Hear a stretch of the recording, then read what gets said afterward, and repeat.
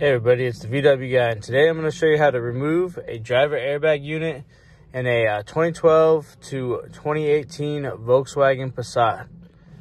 So you want to start by pulling the steering wheel all the way back towards you. Of course, you want to have the battery disconnected when you're doing this. Now, you're going to turn the steering wheel all the way to the side or straight up and down like this. And then we're going to come around to the back here. Okay, here from the back of the steering wheel, I'm going to take a small straight pick. It's one of these cheap picks from Harbor Freight. Otherwise, you can use a small, like a pocket screwdriver. And so you want to go behind this tab right here, that little pin, and push it down while pulling out on the airbag. You have one side loose now. Then I'm going to turn it back to the other side. Do the same thing. You want to get above that little metal spring right there and push it downward.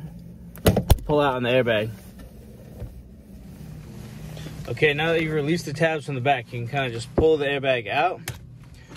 There's going to be a connector. This one you can release from the top by pulling the white tab back towards you and pulling the connector out. Then this one here, you want to be careful. You want to disconnect this, but you need to hold this side of the connector when you pull out this side. Otherwise, it can kind of pull out all the wiring for the switch here and cause damage to the switch. So what I'm going to do, I'm going to hold it right here and release the connector out to the back there. And there you have it. You have the airbag out.